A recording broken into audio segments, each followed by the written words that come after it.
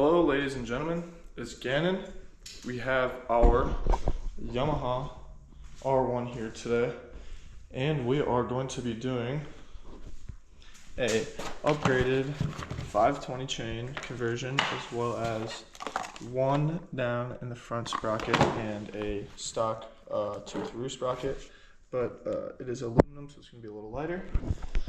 So we're going to go through a whole how-to on how to do everything. I'm going to take you guys step by step. The first step is going to be, you're going to probably need 2 people for this. Removing your axle nut, which I got loose before. Oh, can't show you right now. I got it loose, so next step is going to be getting our front sprocket off, which I will show you how to do right now. Alright, so next, to get this front sprocket off, what I'm going to do is I'm going to put I etched a line in here with a pick tool, just like so. I don't know if you can see it or not. Probably not even facing the right way, but there is that right there. So when we take off our shifter, we know exactly what was at before. So we do not change the location of our shifter at all, so it stays the exact same. And then we're going to get an 8mm and then take this off from right here. Next up, we have 3 Allen 5mm bolts to take out to get to the front sprocket.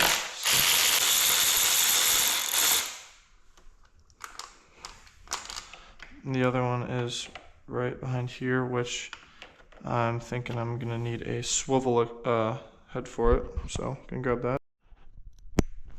All this actually is a 1/4 turn screw, so we can just go ahead and remove that and take this out. So it looks like these are all the same length. There's nothing to worry about there, and then this sprocket cover will just pop off. Oh, and look at that, nasty. This is going to be gross behind here, so I'm going to grab some gloves. So next you can actually just pull this little, I'm assuming this is just to keep the inside of the motor clean from all the chain lube. You can actually just pull this out, there's no hardware. And I'm going to give this a good clean, then put it back in. Alright, so next step basically is just going to be to get these this locking nut has 2 indentations that go into the output shaft for the transmission. So as you can see, use a little chisel and knock them up. Now all we're going to do is grab a 30mm and we're going to have someone, or take it off, put it on the ground, have someone sit on it, press the rear brake, get a long breaker bar, and then break the sucker loose. Okay. We just went ahead, impacted the sucker off, so it's all ready to go. It's all loose and stuff. So now what we're gonna do is go ahead and break our chain, which I would recommend getting a good one, because I mean they do get a little expensive, but it is worth it, so you don't just break your tool right when you get it. So we're going to go ahead and I'll show you how to do that. Okay, so now what we're going to do is break our chain. So we have our tool positioned in the tool brake, or the brake position. So we are going to first tighten this down. Next, all we do is hold this and drop a wrench. Now we hold it and we push this back one through, because this has a little punch on it, so it will basically just push the rivet all the way through.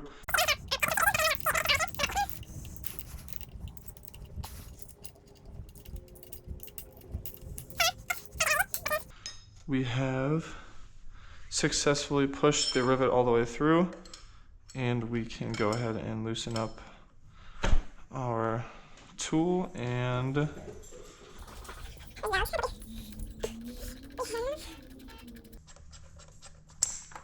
a broken chain. So this is the rivet that we pushed through. Really nothing to it. It's just with this tool, makes it really easy. And what are you doing? Get out of here. Get out of here. So now what we're gonna do is take the rear wheel off and then install our new sprocket on the rear wheel. So it's gonna get a little messy now, so I'd recommend getting some gloves. We're gonna do a lot of hands-on with the chain and all the nasty stuff. So, and also this would be a good time to clean up all the stuff that's dirty.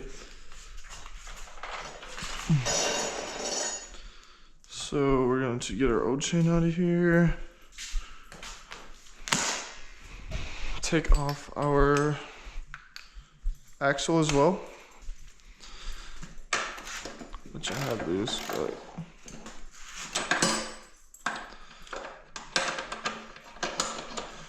go.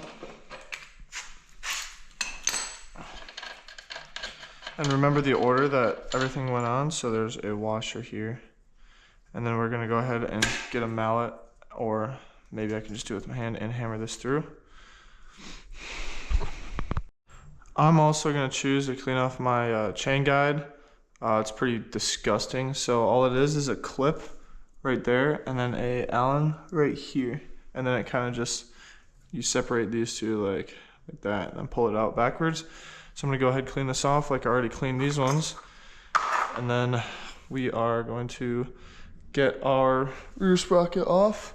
As you can see, I took the axle out and took everything off. And then we're gonna get this rear sprocket off. And then, yeah, we'll go from there. So for the rear sprocket, they are going to be all 14 millimeter.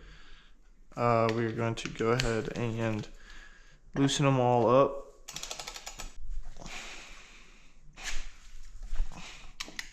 If it wants to stay in.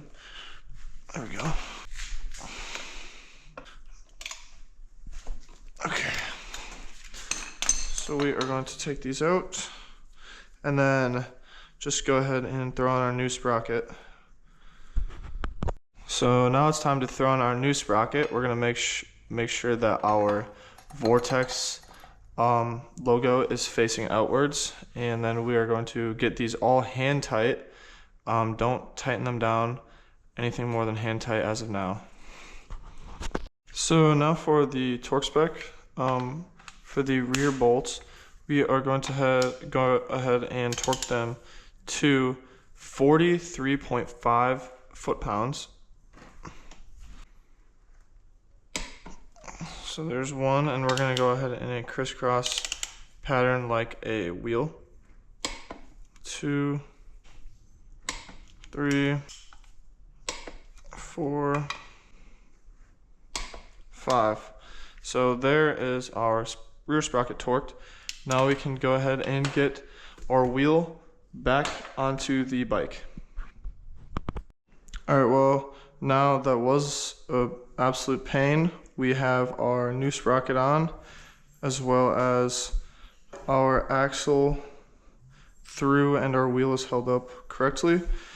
All right, guys, so I have the Vortex sprocket, and as you can see, we have a little, this is the side right here that faced the motor, and as you can see, there's a little tiny lip right there, and that lip matches this one right here. So we are going to go ahead and put that back how it was, not with this lip facing forward, so with the Vortex logo facing out. I've seen a lot of different stuff, but this rubber kind of messes it up. Otherwise we'd just be able to see right off the bat, but these two lips right here look pretty much identical, so I'm gonna go ahead and assume that it's going to be this one to the motor right here. So, and then we're going to just put on our chain hand tight right here, as well as put on all of our chain tensioners back where they go. Okay, so pretty much next step, just put the chain in, and then you're gonna put the master link through the back, and then you're going to put the O-rings on all four corners, grease it a lot. And then what I did, took this tape measure, I measured a regular link. You can see I marked it right here. And then for our master link, I pressed it on until the tape measure was at the same mark as the other. As you can see, it's all the same as all of them. Now all we're going to do is rivet it with our tool. So use our riveting tool, which is included right here. We're gonna put this on our thing. Then we're gonna put our block to R for rivet right here. And then all we're going to do is push in just this part. We don't use this part at all, so I'll show you guys how to do that right now. Not sure if you guys will be able to tell, but we can see this link right here is riveted and this one is not, so we are going to just do the same thing that we just did to our other link to this one. Make sure our tool is good, and then all we're going to do is pretty much just turn it.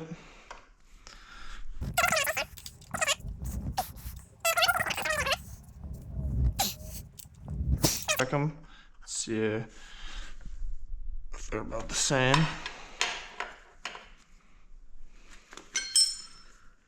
And they look good. And also before, when I told you to torque your rear axle, we are gonna need to adjust our chain, so that was pretty much pointless. But we are good to torque our front sprocket down. So this goes to, I think I have it set on my torque wrench. I think it's like 84 Newton meters. So I'm gonna get on it and hold the rear brake down by myself and then torque it.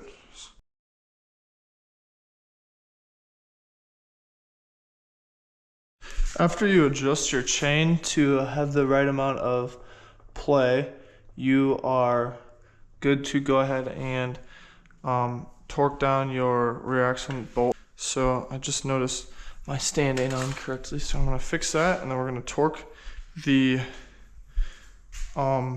axle nut down to 150 Newton meters, so 111 foot-pounds, and we'll be good to go. So now we're using a 32 millimeter. We're gonna torque this down to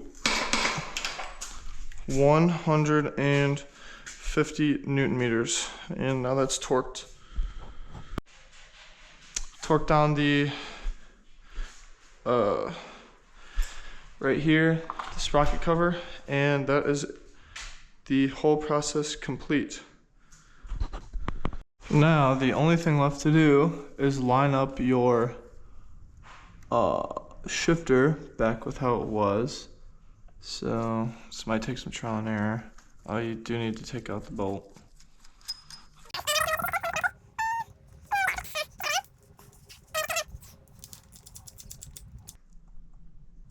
Perfect. So there you have it, folks. The right way to do sprockets and chain on a 2015 through like 2023 Yamaha R1. It's really not that difficult at all. I'd say you should definitely do this at home. If you have any experience, even if you could do this if all you know how to do is oil changes. Really not hard. The only special tool you need is the chain tool to break, press, and rivet the chain. Other than that, there's really nothing to it. Now your bike should be, depending on what sprockets you went with, a little faster, lower down. So hope you guys enjoyed. If you did, leave a like. Hope I helped somebody out, and have a good one.